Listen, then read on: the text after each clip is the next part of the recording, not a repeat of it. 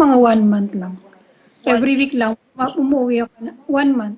Kasi di ba ako lang yung na-assign dun sa project na para sa team namin. Walang ibang pupunta. So, kailangan pumunta. buildings. Di ba sa Hindi. beach? Di ba sa oil and gas kami? Hindi lang kasi sa buildings ang civil engineering eh. Sa daanan. O sa roads, sa Bridge. sa bridge, sa oil and gas nga, sa mga refinery, ganyan. Ah. So pag sinabing refinery, 'di ba may mga foundation sila, may mga building sila, tas may mga sewer sila, 'di ba? Alam mo yung mga drainage, ganyan. Mm-mm. O so yun, sa more on drainage ako. Pero mahirap ate, mahirap. Hindi rin naman. Syempre pag natuto ka na, madali na lang. Ikaw ano yung trabaho mo? Parang sa office ka, ganun? Sa office lang. Pero Usually din naman yung sa work ko sa Pinas, ano lang din, sa office lang din. Tapos 'di ba mga project namin doon sa Middle East. So ang ina-assign mga lalaki talaga kasi nga 'di ba ang sinasabi kasi nila pag Middle East, delikado pag babae. Ah, So yun disadvantage noon kasi nga delikado daw pag babae sa Middle East. kasi, Pag sa construction. Kasi nga 'di ba marami yatang mga nare-rape. ah, Sa Middle East yun na construction. So bawal. Ganun. pero ano, mahirap pag sa ibang bansa, ganun. Hindi rin, kasi may mga nakikita naman ako na ina-assign din sa mga field. Yung mga parang survey-survey lang saglit, mga ganyan, babae din naman yung ina-assign eh. Anong trabaho Ganun. mo sa office, ate? Ano lang, nagde-design din. Saka ikaw na rin magdo-drawing, ganyan. Ganun usually pag nasa office. Mm.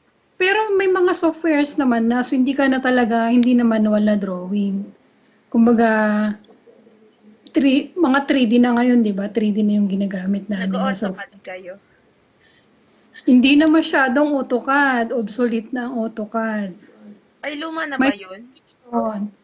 Ay, tar. Hindi naman, kaya lang ano din, minsan iba ginagamit pa rin, pero sa amin mas ginagamit namin yung MicroStation.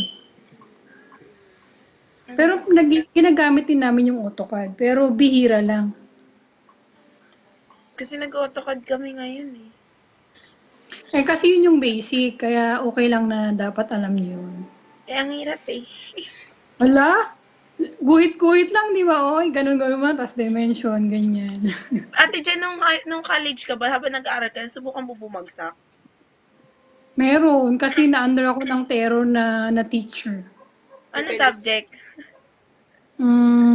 Engineering mechanics. Yung pang major na, hindi siya minor. Ah, Yung parang pang third year na ba siya? Or pang fourth year, ganyan. parang kami Yung kasi may lahat ng teacher bagsak namin din ako. meron. Yung teacher namin noon, alam mo yon magbigay siya ng grade lang, either 10 or 100. Ganun lang siya magbigay. May teacher kaming ganon sa algebra. Ala. Kung parang hindi man lang yung binibigyan ng points Oo, yung walang parang, effort points.